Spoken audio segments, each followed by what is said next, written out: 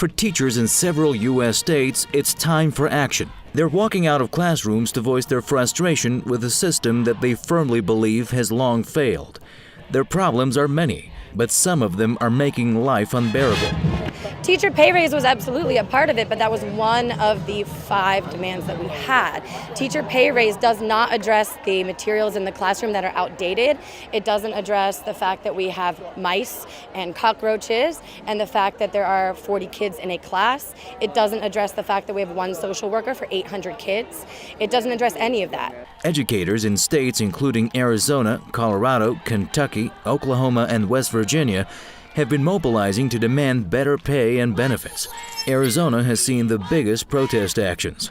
Statewide strikes and marches there have been described as the biggest show of discontent among educators in America's history. Finally, after a decade or more, the teachers are beginning to resist. And they're tired of being left behind, and they're demanding not only pay increases to catch up, but also funding of their health care and their pension funds here that have been lagging for some time.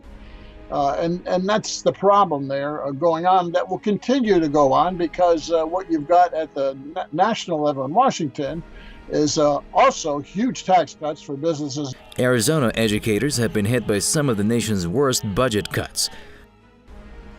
It's part of the general austerity going on at the state's level in the United States, where because of the lack of real economic growth for quite some time, businesses have been getting tax cuts, and everyone else has been getting pay cuts. Over the past decade, the state has cut $1.5 trillion from the school budget in salaries for teachers. Arizona teachers are still refusing to go back to classrooms, and this is also causing headaches for parents who have to take care of their school children at home.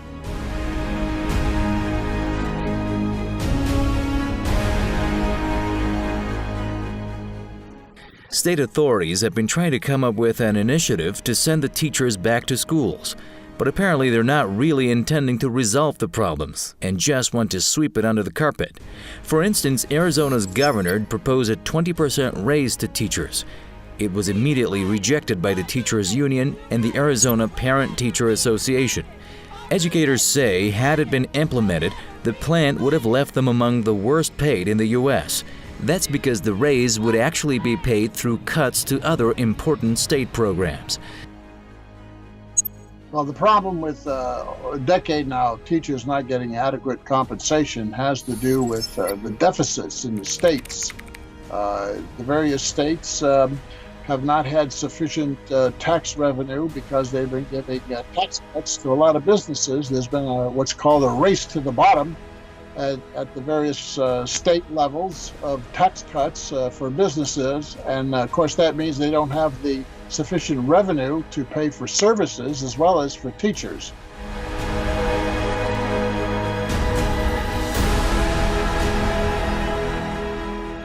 Besides pay and benefits, educators have been complaining about poor infrastructure. For example, in some older neighborhoods, there are schools with dilapidated buildings that don't even have proper heating systems.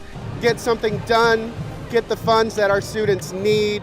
I come from a classroom where the chairs are falling apart, the tables have edges that can cut kids and I have to tape.